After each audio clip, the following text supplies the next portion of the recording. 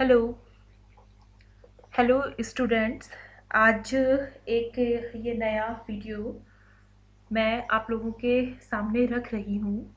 और इससे पहले कल मैंने आप लोगों को 3-4 वीडियोस प्रेषित किए थे और उनमें हमने शिक्षा के उद्देश्यों के बारे में चर्चा की थी। और सामान्य उद्देश्यों की चर्चा करते हुए हमने जो कल का पाठ था उसको समाप्त किया था। कल के पाठ में, कल के लेक्चर में मैंने तुम लोगों को ये कहा था कि शिक्षा के उद्देश्यों को 2 भागों में बांटा जा सकता है, या शिक्षा के उद्देश्य 2 प्रकार के होते हैं। पहला था सामान्य उद्देश्य, जिन्हें हमने शैक्षिक लक्ष्य भी कहा था, और दूसरा था विशिष्ट उद्देश्य, और जिन्हें मैं बार बार शैक्षिक उद्देश्य या शिक्षण उद्देश्य भी कह रही थी। तो सामान्य उद्देश्यों के बारे में हम लोग कल चर्चा कर चुके थे, और आज हम लोगों को विशिष्ट उद्देश्य यानी शैक्षिक उद्देश्यों के बारे में चर्चा करनी है। तो जो जहाँ से हमने शुरुआत की थी उद्देश्यों की, सीधा वहीं पर चलते हैं। मैंने कल भी जब सामान्य उद्देश्यों का वर्णन शुरू किया था तो मैंने उन्हीं एग्जाम्पल्स का सहारा लिया था, और आज भी जो सबसे पहले एग्जाम्पल हमने दिए थे उनमें से ही मैं तीसरे नंबर का एग्जाम्पल उठाना चाहती हूँ। उसमें मैंने कहा था कि जब कोई शिक्षक किसी विशेष कक्षा में किसी विशेष प्रकरण या प्रकरण के विशेष तत्वों को छात्रों के सम्मुख रखने के लिए जाता है, तो कक्षा में शिक्षण के लिए जाने से पहले पाठ योजना का निर्माण करते हुए वह इस चीज पर चिंतन मनन करता है कि ये जो प्रकरण या प्रकरण के तत्व बच्चों के सामने मैं रखने जा रहा हूँ, इस प्रकरण या प्रकरण के तत्वों से बच्चों के यानी कि छात्रों के व्यवहार में क्या परिवर्तन आने वाला है। अब ये जिस परिवर्तन की अपेक्षा या उम्मीद शिक्षक अपनी पाठ योजना बनाते हुए कर रहा है, यानी कि कक्षा शिक्षण से पहले कर रहा है, तो इन उद्देश्यों को या इन अपेक्षित व्यवहार परिवर्तनों को विशिष्ट उद्देश्य या शैक्षिक उद्देश्य कहा जाता है।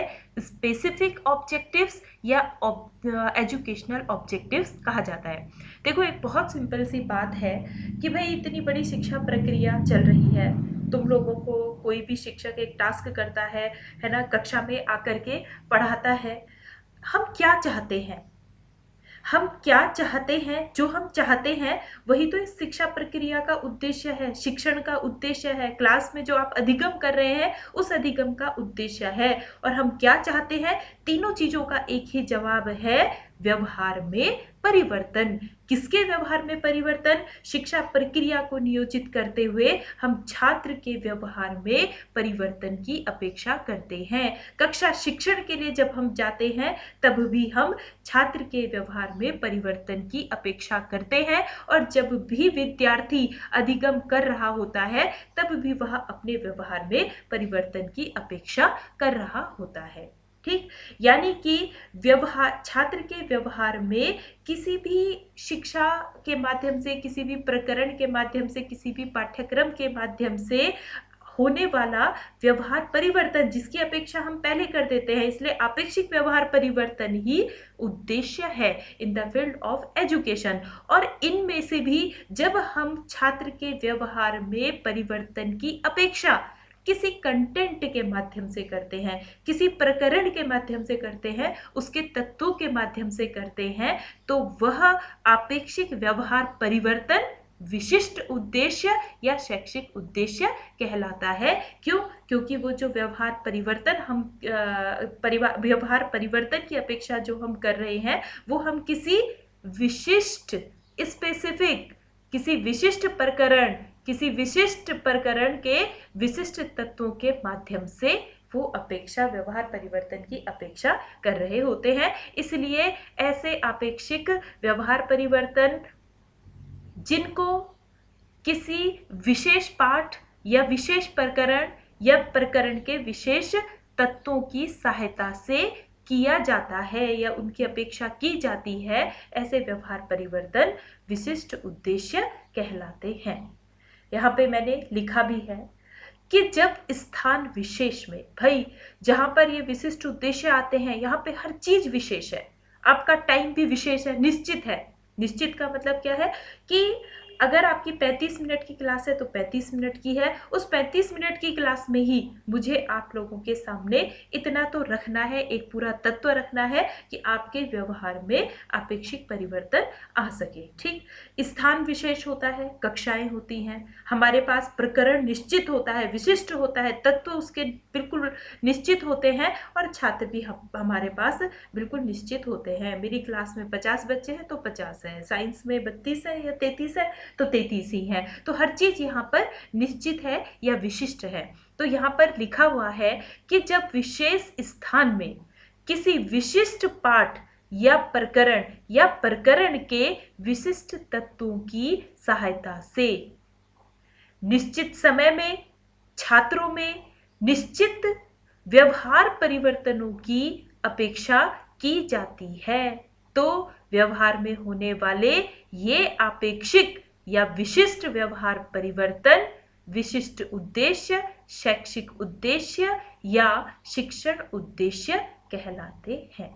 ठीक, तो ये क्लियर हुआ है मेरे ख्याल से कि जब हम किसी पाठ के प्रकरण या प्रकरण के तत्वों की, विशेष तत्वों की हेल्प से छात्रों में किसी व्यवहार परिवर्तन की अपेक्षा करते हैं, तो ऐसा अपेक्षित व्यवहार परिवर्तन विशिष्ट उद्देश्य या शैक्षिक उद्देश्य कहलाता है। तो यहाँ से भाई क्लियर है कि ये जो विशिष्ट उद्देश्य है, शैक्षिक उद्देश्य है, शिक्षण उद्देश्य है, इनका संबंध सीधा सीधा पाठ, प्रकरण या प्रकरण के तत्वों से है। इनका संबंध किसी पाठ्यक्रम से नहीं है, इनका संबंध पूरी की पूरी शिक्षा प्रक्रिया से नहीं है, इनका संबंध डायरेक्टली हमारे उस कंटेंट से है जिसको आज हमने कक्षा में जाके पढ़ाना है और जिसके माध्यम से हमने बच्चे के व्यवहार में परिवर्तन लाना है। इसीलिए इसे विशिष्ट उद्देश्य भी कहा जाता है। अब देखो बच्चों, आगे लिखा हुआ है कि विशिष्ट उद्देश्य या शैक्षिक उद्देश्य एक पूर्ण भविष्य कथन होता है जिसके 2 भाग होते हैं। इसमें लिखा गया है कि शैक्षिक उद्देश्य एक पूर्ण भविष्य कथन होता है। तो ये तो आप लोग नेचुरली समझ गए होंगे कि कक्षा शुरू होने से पहले अगर मैं ये सोच रही हूं कि शैक्षिक उद्देश्य पढ़ने के बाद मेरे विद्यार्थी अपनी पाठ्य योजना में शिक्षा के उद्देश्यों को या अपने प्रकरण से संबंधित उद्देश्यों को व्यवहारिक रूप में लिख पाएंगे, तो ये अपेक्षा जो मेरी हो रही है ये भविष्य की अपेक्षा है। इसलिए जो ये शैक्षिक उद्देश्य होते हैं ये इन एक्चुअल में स्टेटमेंट होते हैं, और ये स्टेटमेंट भविष्य के लिए किए जाते हैं, भविष्य के लिए सोचे जाते हैं और भविष्य के लिए लिखे जाते हैं। इन स्टेटमेंट्स को आप अपनी पाठ योजना में लिखते हैं। तो ये एक भविष्य कथन होता है। क्यों? क्योंकि कक्षा शिक्षण से पहले मैं भविष्य में अपने छात्र के व्यवहार में होने वाले परिवर्तन की अपेक्षा कर रही हूँ। इसलिए इनका जो नेचर होता है वो फ्यूचरिस्टिक होता है, भविष्य कथन के रूप में ये एक पूर्ण कथन होता है। अब यह एक पूर्ण भविष्य कथन होता है जिसके 2 भाग होते हैं। आप अपनी पाठ योजना में विशिष्ट उद्देश्यों को लिखते हुए एक पूरा स्टेटमेंट लिखते हैं, और ये बात हम किसके लिए कह रहे हैं? विशिष्ट उद्देश्यों के लिए कह रहे हैं। हम एक पूरा स्टेटमेंट लिखते हैं तो उस स्टेटमेंट के 2 भाग होते हैं। मैंने जब तुमको टास्क एनालिसिस बताया था और टास्क एनालिसिस करते करते हम कंटेंट एनालिसिस में आए, और कंटेंट एनालिसिस को करते हुए जब हम तत्वों में आए तो तत्वों की कुछ विशेषताएं थी, और मैंने कहा था कि जब आप तत्व अपने कंटेंट को, प्रकरण को सब टॉपिक और सब टॉपिक के बाद तत्व में तोड़ेंगे तो उस तत्व में ये कुछ विशेषताएं जरूर होनी चाहिए। अगर ये विशेषताएं आपके तत्व में नहीं है तो यानी कि आपका कंटेंट एनालिसिस गलत हो गया। वही बात यहाँ है कि अगर आपने अपनी पाठ योजना में कोई भविष्य कथन लिखा है, शैक्षिक उद्देश्य लिखा है, तो उसके 2 भाग होने ही होने चाहिए। उस स्टेटमेंट के, एक वाक्य है, स्टेटमेंट मतलब एक कथन है, एक पूरा वाक्य है, तो उस वाक्य के 2 भाग होने चाहिए। पहले भाग का संबंध छात्र में लाए जाने वाले वांछित व्यवहार परिवर्तन से होता है, यानी कि उस स्टेटमेंट को लिखते हुए पहले आप लिखेंगे कि छात्र में कौन सा व्यवहार परिवर्तन होने वाला है, और दूसरे भाग का संबंध उस प्रकरण से होता है जिसके द्वारा छात्र के व्यवहार में परिवर्तन आता है। कि भाई एक प्रकरण है, ये हमने सबसे पहली बात हमने यही कही कि हमारे पास एक प्रकरण होता है, उस प्रकरण को छात्रों के सम्मुख रखकर उस प्रकरण के बेस पर हम छात्रों के व्यवहार में परिवर्तन करना चाहते हैं। तो इस स्टेटमेंट को लिखते हुए दूसरे भाग का संबंध प्रकरण से होना चाहिए, यानी कि स्टेटमेंट में प्रकरण के नाम का उल्लेख भी होना चाहिए, लेकिन उससे पहले उस व्यवहार परिवर्तन का उल्लेख होना चाहिए जो हम छात्र में लाना चाहते हैं, और उसके बाद हम उस प्रकरण का उल्लेख करते हैं अपने कथन में, जिससे हमको छात्र के व्यवहार में परिवर्तन करना होता है। तो जो पहला भाग होता है, ये भाग कहलाता है मॉडिफिकेशन पार्ट। क्यों? क्योंकि भाई छात्र के व्यवहार में क्या परिवर्तन हुआ, क्या मॉडिफिकेशन आया है, ये उसको व्यक्त कर रहा है। और दूसरे भाग को हम कहते हैं कंटेंट पार्ट। ये पूछा जाता है सीटेट वगैरह, इस तरह के एजुकेशन से रिलेटेड कई टेस्टों में इस चीज को पूछा जाता है। ठीक, तो दूसरा भाग जो होता है उसको हम कंटेंट पार्ट कहते हैं, क्योंकि it's directly related to content. और कौन सा कंटेंट? जो छात्र के व्यवहार में परिवर्तन करता है। आज के दिन, आज की कक्षा में एग्जाम्पल ले लो। एग्जाम्पल है, ये वाला पहला एग्जाम्पल है कि मैं जीव विज्ञान पढ़ाने के लिए जा रही हूँ, और आज मेरा जो टॉपिक है वो है प्रकाश संश्लेषण, फोटोसिंथेसिस।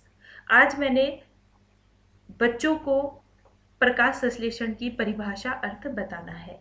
तो मैं इसके लिए क्या व्यवहार परिवर्तन की अपेक्षा करूं कि ये पढ़ने के बाद बच्चों के अंदर कौन सा व्यवहार परिवर्तन आएगा।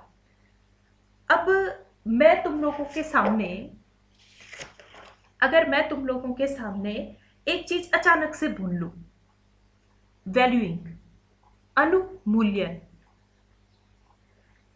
इसको ध्यान से सुनो। मैं तुम्हारे सामने एक चीज बोल रही हूं अचानक से, वो है अनुमूल्यन, वैल्यूइंग। या मैं तुम्हारे सामने एक चीज अचानक से बोलूं विचारण, या मैं एक चीज तुम्हारे सामने बोलूं साइकोमोटर डोमेन, क्रियात्मक पक्ष। चलो मैंने ये भी बोल दिया कि जो अधिगम के 3 पक्ष होते हैं, और उनमें से एक पक्ष या तीसरा पक्ष होता है क्रियात्मक पक्ष, साइकोमोटर डोमेन।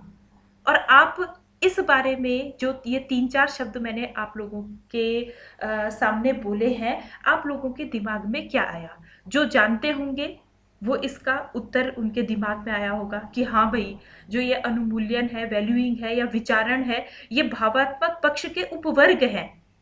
और जिनको नहीं पता रहा होगा, जिन्होंने आज तक नहीं सुना होगा, उनका रिस्पॉन्स क्या रहा होगा? कुछ भी नहीं।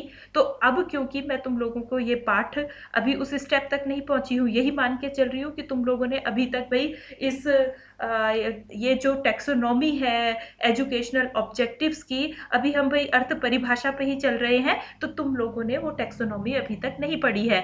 और मैं ये सोच करके तुम्हारे क्लास में आती हूँ तो ऑफकोर्सली तुम्हारा जो रिएक्शन होगा इन पॉइंट्स को सुन के, इस टॉपिक को सुन के, वो थोड़ा डल होगा, है ना। इतना कॉन्फिडेंट तुम लोग नहीं होंगे किसी भी चीज का जवाब जवाब देने में, लेकिन मैं तुमको इनको पढ़ा दूं और पढ़ाने के बाद इन सारे शब्दों को एक एक करके पूछूं। हम डिस्कशन जो सेशन चलेगा उसमें मैं तुमसे पूछूंगी और तब तुम हर प्रश्न का जवाब दोगे, हर शब्द को एक्सप्लेन करोगे। यानी कि क्लास शुरू होने से पहले या क्लास शुरू होते समय जब मैंने प्रकरण तुम्हारे सामने नहीं रखा था तो तुम लोगों का अननोन रिस्पॉन्स था किसी भी पॉइंट के ऊपर, लेकिन जब पूरा कंटेंट तुम लोगों के सामने रखा जा चुका है, अब मैं तुमसे कुछ पूछूं तो चाहे तुम थोड़ा गलत बोलो, थोड़ा सा इधर उधर का बोलो, लेकिन बोलोगे तब तुम लोग नोन रिस्पॉन्स दोगे। तो वही बात हमेशा होती है कि किसी प्रकरण को लेकर के जब हम क्लास में जाते हैं तो बच्चा बहुत अच्छा रिस्पॉन्स नहीं देता, लेकिन जब हमने उसे ढंग से पढ़ा दिया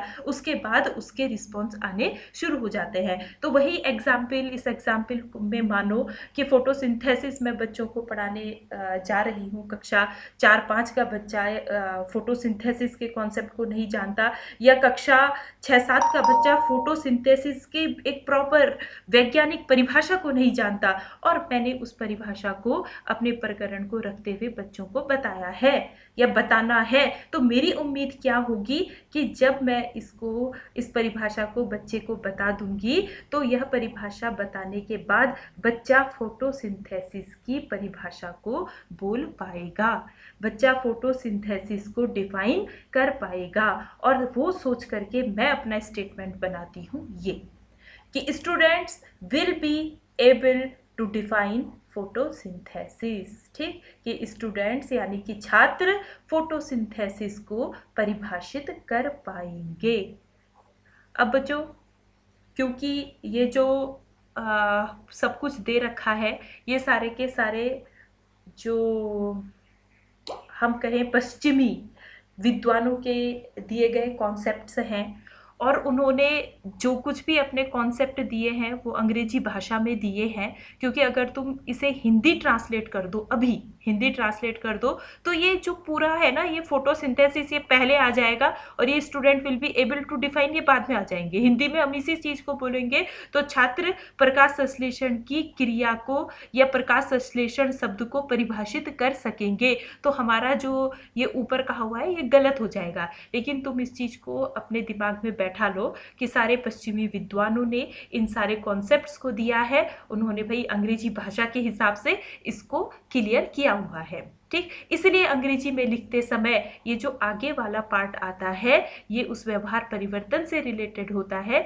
जिसकी अपेक्षा हम प्रकरण बनाते हुए या तैयार करते हुए कर रहे होते हैं। और ये जो दूसरा पार्ट है कंटेंट पार्ट, ये उससे रिलेटेड, ये प्रकरण से रिलेटेड होता है जिस प्रकरण के द्वारा हमने छात्र में व्यवहार परिवर्तन करना है। तो ये अंग्रेजी वाली बात है, हिंदी में लिखते हुए ये बिल्कुल उलट हो जाता है, पर तुमको इस चीज को याद रखना है क्योंकि सही यही है। लिखते हुए आप जो हिंदी मीडियम का बच्चा है वो डेफिनेटली हिंदी में लिखेगा, उसमें कोई प्रॉब्लम नहीं है, और वो तब ऐसे नहीं करेगा कि छात्र है ना परिभाषित कर सकेंगे प्रकाश संश्लेषण को, नहीं, वो गलत हो जाएगा। आप नॉर्मल बोलोगे जैसे हम हिंदी ग्रामर के अकॉर्डिंग जो सही है, छात्र प्रकाश संश्लेषण को परिभाषित कर सकेंगे। ठीक है, तो ये एक एग्जाम्पल था जो इस चीज को प्रूफ करता है कि शैक्षिक उद्देश्य एक पूर्ण भविष्य कथन होता है जिसके दो भाग होते हैं, पहला भाग ये है और दूसरा भाग ये है। दो भाग होते हैं, पहला भाग मॉडिफिकेशन पार्ट कहलाता है और इसका संबंध उस आपेक्षिक व्यवहार परिवर्तन या उस वांछित व्यवहार परिवर्तन से होता है जो हम शिक्षण के द्वारा छात्र में लाना चाहते हैं। और ये कंटेंट पार्ट होता है दूसरा पार्ट, इसका संबंध उस कंटेंट से होता है जिसके द्वारा हमने छात्र के व्यवहार में परिवर्तन करना है। ठीक, फोटोसिंथेसिस हमारा कंटेंट था, तो आ गया ना फोटोसिंथेसिस का वर्णन, और ये वो व्यवहार परिवर्तन है जिसकी अपेक्षा मैंने अपनी पाठ की योजना बनाते हुए की थी। तो student will be able to define photosynthesis. Photosynthesis को पढ़ाते हुए मैं ये भी सोच सकती हूँ कि जो मेरा स्टूडेंट है वो फोटोसिंथेसिस की प्रोसेस को एक्सप्लेन कर सकेगा, है ना, उसको स्पष्ट कर सकेगा या उसकी व्याख्या दे सकेगा कुछ भी, तो student will be able to explain the process of photosynthesis to others, है ना। फोटोसिंथेसिस, फिर अगेन ये कंटेंट पार्ट है, इसमें फोटोसिंथेसिस का जिक्र आ चुका है। और ये वो व्यवहार परिवर्तन है जो हम छात्र में करना चाहते हैं। Students will be able to explain the process of, है ना, यानी स्टूडेंट एक्सप्लेन कर पाएगा या कर सकेगा। ठीक, मॉडिफिकेशन पार्ट पहले। अब आप अचानक बच्चे के सामने प्रकाश संश्लेषण की प्रक्रिया बोल दो, क्या कक्षा 6 का बच्चा जिसने वो प्रोसेस पहले कभी नहीं पढ़ी वो बोल पाएगा? नहीं बोल पाएगा। ये उसका इस वक्त का व्यवहार है। और जब उसका व्यवहार परिवर्तन होगा तो हम कौन से व्यवहार परिवर्तन की अपेक्षा कर रहे हैं कि पूरे प्रोसेस को पढ़ने के बाद वो उस प्रोसेस को और लोगों के सामने एक्सप्लेन कर पाएगा। Again it's futuristic statement, future statement भविष्य कथन है, and it has two part, इसके दो पार्ट हैं। पहला part modification part and another one is content part. ये जो है modification part, it's related to changing behaviour in student, जिसकी हम अपेक्षा कर रहे हैं। और ये जो कंटेंट पार्ट है, it's related to our content, our topic है, जिससे हमको बच्चे के अंदर व्यवहार परिवर्तन करना है। तो अपने दिमाग में इस चीज को बैठा देना कि विशिष्ट उद्देश्य भविष्य कथन होते हैं और इनके दो भाग होते हैं। पहला भाग मॉडिफिकेशन पार्ट और दूसरा भाग कंटेंट पार्ट। तो शैक्षिक उद्देश्यों को परिभाषित करते हुए ब्लूम ने स्पष्ट कहा था कि शैक्षिक उद्देश्य न केवल वह लक्ष्य हैं जिनकी प्राप्ति हेतु पाठ्यक्रम निर्धारित किया जाता है तथा अनुदेशन किया जाता है। ये कह रहे हैं कि शैक्षिक उद्देश्य केवल वो लक्ष्य नहीं है जिनके लिए हम पाठ्यक्रम के आधार पर शिक्षण करते हैं, अनुदेशन देते हैं, अपितु यह वह भी लक्ष्य है जो मूल्यांकन प्रविधियों के निर्माण एवं प्रयोग हेतु विस्तृत आधार प्रदान करते हैं। ठीक, ये ऐसे उद्देश्य हैं जो कि हमारी जो मूल्यांकन प्रविधियां होती हैं कि मैं बच्चे का मूल्यांकन किस तरह से करूं, मैं बच्चे से बहुत लंबा एक्सप्लेनेशन मांगू या बच्चे से एक सवाल एक शब्द का आंसर मांगू, किस तरह के, या मैं मौखिक परीक्षा बच्चे की लूं या मैं लिखित परीक्षा लूं, या मेरे प्रश्न ऑब्जेक्टिव पैटर्न के होने चाहिए या रिक्त स्थान वाले होने चाहिए। तो इस तरह की जितनी भी हमारी मूल्यांकन प्रविधियां हैं, किसी प्रकरण को पढ़ाने के बाद हमारी मूल्यांकन प्रविधि क्या होनी चाहिए, ये उद्देश्य उनको भी क्लियर कर देते हैं। ठीक, अगर मेरा जो शैक्षिक उद्देश्य है, मैंने ये लिख दिया कि छात्र प्रयोगशाला में NO2 गैस बना सकेंगे। ठीक, क्योंकि आज मैं उनको NO2 गैस बनाने की प्रयोगशाला विधि पढ़ाने जा रही हूँ। अगेन इट्स एग्जाम्पल, उदाहरण तुम्हें दे रही हूँ। ठीक, अगर आज मैं बच्चों को प्रयोगशाला में NO2 गैस बनाने की विधि बताने जा रही हूँ तो मैं सबसे पहले तो उन्हें प्रयोगशाला में ही वो विधि बताऊंगी। अब अगर मुझे बच्चों का मूल्यांकन करना है कि इनको NO2 गैस प्रयोगशाला में बनानी आई या नहीं, तो कौन सी मूल्यांकन प्रविधि होनी चाहिए? ऑफ कोर्सली प्रयोग। मैं बच्चों की प्रयोगात्मक परीक्षा लूंगी, उनको लैब में खड़ा करूंगी और कहूंगी ये सारे का सारा सामान तुम्हारे पास है, इससे NO2 बना करके दिखाओ। ये मेरी मूल्यांकन प्रविधि होगी। तो क्योंकि मेरा उद्देश्य क्या था कि बच्चा प्रयोगशाला में NO2 गैस का निर्माण कर पाएगा या कर सकेगा। तो ये चीज क्लियर होनी चाहिए कि ये जो शैक्षिक उद्देश्य होते हैं, इनके आधार पर हम अपने प्रश्नों का निर्धारण भी कर सकते हैं, अपने मूल्यांकन विधियों का निर्धारण भी कर सकते हैं। तो इस परिभाषा से निष्कर्ष यह निकला है कि शैक्षिक उद्देश्य धुरी है, बीच में शैक्षिक उद्देश्य होते हैं और उसके चारों ओर शिक्षा प्रक्रिया चल रही होती है। शैक्षिक उद्देश्यों को प्राप्त करने के लिए पाठ्यक्रम निर्धारित किया जाता है। शैक्षिक उद्देश्यों को प्राप्त करने के लिए अनुदेशन दिया जाता है, शिक्षण किया जाता है, और शैक्षिक उद्देश्य प्राप्त हुए हैं या नहीं यह जांचने के लिए मूल्यांकन किया जाता है। तो यहाँ तक आई होप क्लियर हुआ हो। अब हम अगले बिंदु पर बढ़ते हैं और यह बिंदु है विशिष्ट उद्देश्य, स्पेसिफिक ऑब्जेक्टिव्स या शैक्षिक उद्देश्यों और एजुकेशनल ऑब्जेक्टिव्स के संदर्भ में उल्लेखनीय बिंदु। ये उल्लेखनीय बिंदु इन विशिष्ट उद्देश्यों की विशेषताएं भी है।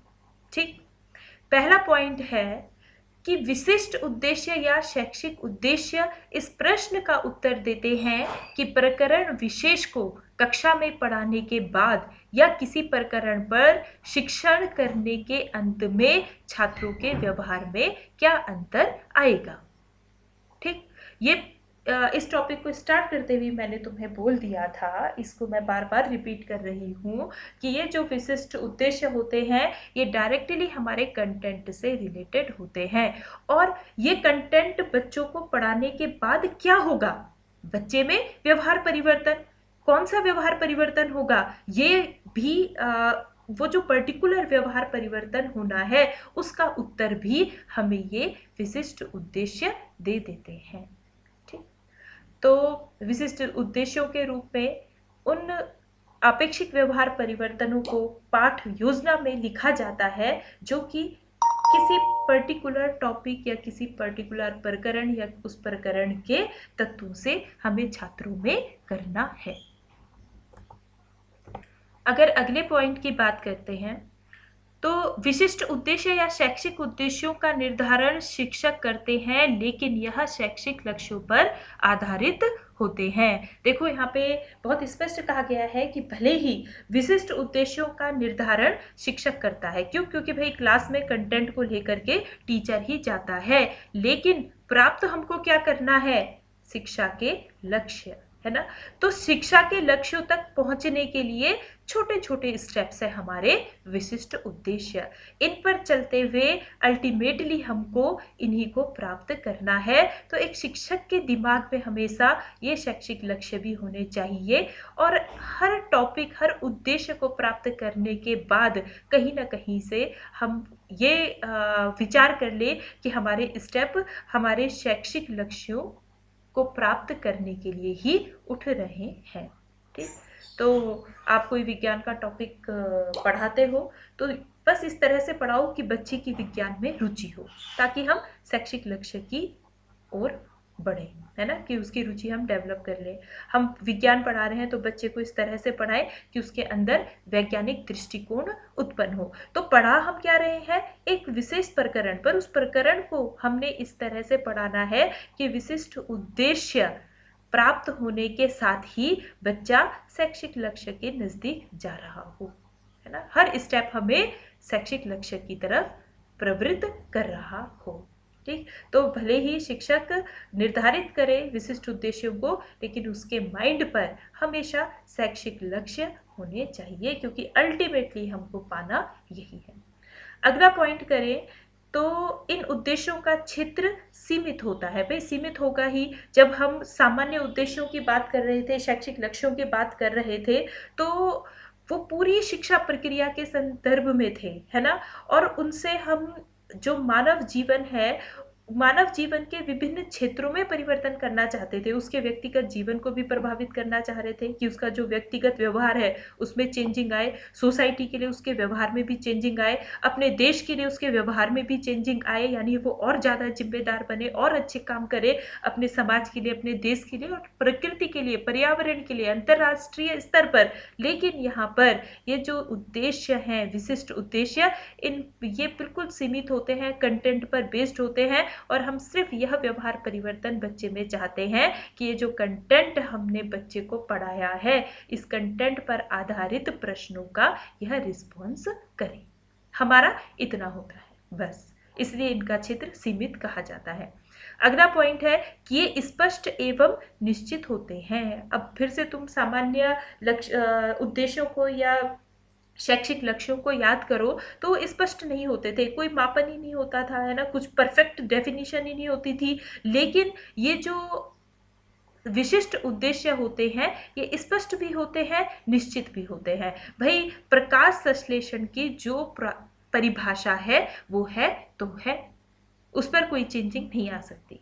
गुरुत्वाकर्षण बल का जो फॉर्मूला है तो है E=mc² है, तो है, इस पर कोई भी चेंजिंग नहीं आ सकती। तो अगर हम कहेंगे कि बच्चा E=mc², ये जो फॉर्मूला है इसको एक्सप्लेन कर पाएगा, तो भाई वो एक्सप्लेनेशन एक जैसा ही होगा, स्पष्ट होगा, निश्चित होगा। हमारे शब्दों में अंतर आ सकता है, लेकिन हम उसमें बहुत फेरबदल नहीं कर सकते, है ना। तो इसलिए यह स्पष्ट होते हैं और निश्चित होते हैं।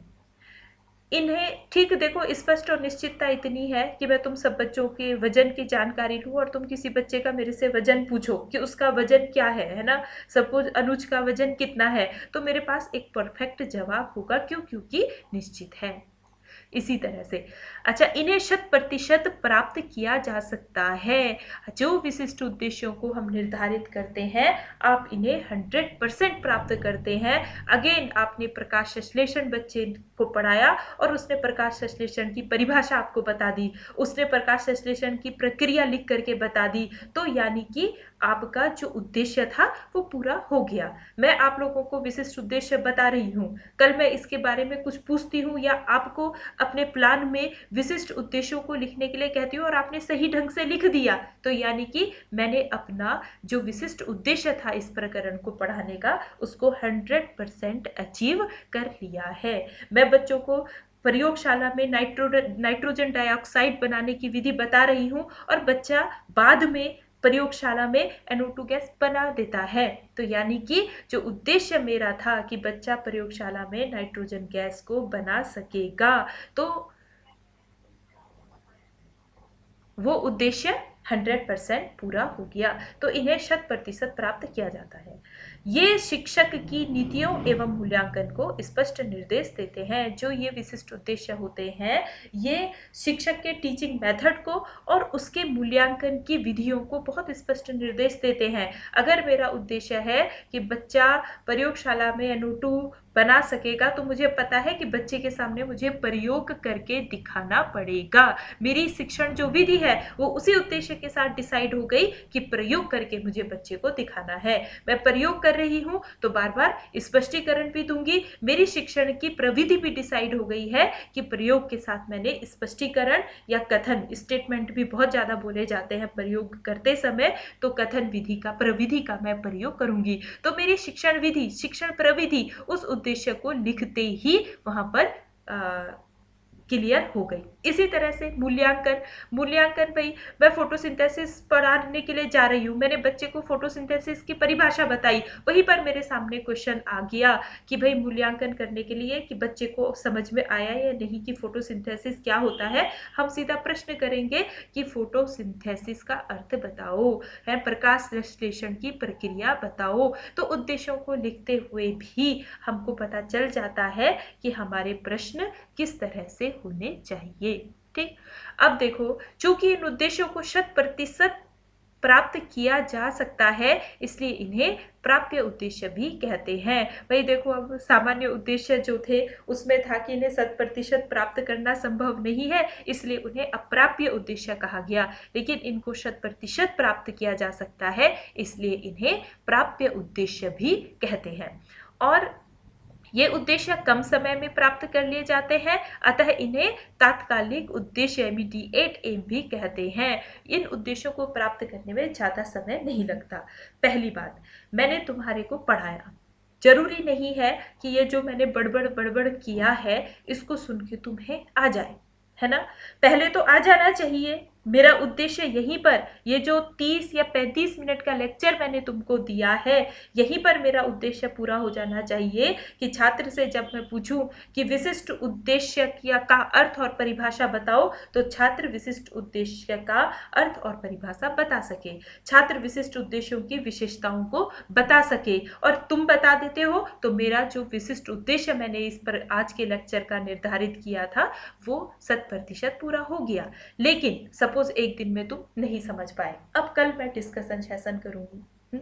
डिस्कशन सेशन में पहले मैं बोलूंगी कि तुम मुझसे पूछो, जो तुम्हारे मन में डाउट है तुम मुझसे पूछोगे, और इसको सुनने के बाद जहां पर तुम्हें समझ में नहीं आया तुम मुझसे पूछोगे, और उसके बाद क्या करोगे, अपने जो डाउट हैं वो क्लियर करोगे। और जिस किसी को भी उस टाइम समझ में नहीं आया था उसको एक और मौका मिल जाएगा और वो समझ जाएगा।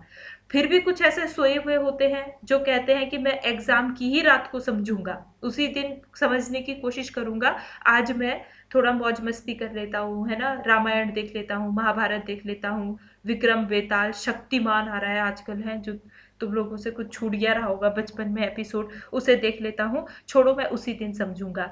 लेकिन जब मैं यहाँ से उसका रोल नंबर पुकारूंगी तो वो थोड़ा अलर्ट हो जाएगा, फिर वो दोबारा से देखने की कोशिश करेगा, क्या जवाब दूं, जो मुझसे प्रश्न पूछा जा रहा है उसकी कोशिश करेगा, और फिर वो बच्चा भी जो पढ़ाया है उसको अपने आप में आत्मसात करने के लिए रेडी हो जाएगा। अब क्लास का हर बच्चा मेरे प्रश्नों का उत्तर दे रहा है, तो इसका मतलब क्या, कि मैंने अपने इस लेक्चर के विशिष्ट उद्देश्यों को प्राप्त कर लिया है। तो कितना टाइम लगा मुझे, 2 दिन, ज़्यादा से ज़्यादा 3 दिन लगेगा, पर मैं इनको बहुत शॉर्ट टाइम में प्राप्त कर लूंगी। और वैसे अपेक्षा ये होती है, अगर क्लासरूम की बात होती तो एक दिन में मैं तुमको इनको बहुत ढंग से तुम्हारे जिसको घटपिंड बोलते हैं उसमें बैठा सकती थी।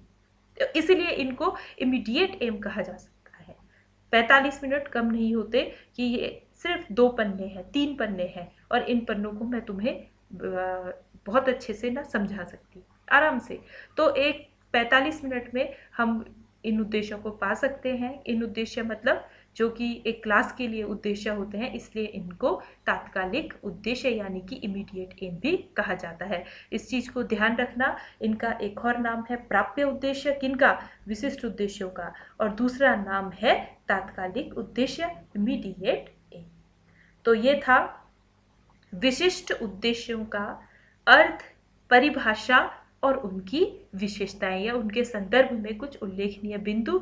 और मुझे उम्मीद है ये जो बिंदु है इन्होंने विशिष्ट उद्देश्यों के लिए आपके कॉन्सेप्ट को और भी ज़्यादा क्लियर किया होगा। इसके बाद सबसे important topic taxonomy of educational objectives पर हम चर्चा करेंगे। बहुत इम्पॉर्टेंट है, आपके एक नहीं पूरे 2-3 टॉपिक को वो टॉपिक क्लियर करने वाला है। तो देखते हैं, तब तक इसे देखो।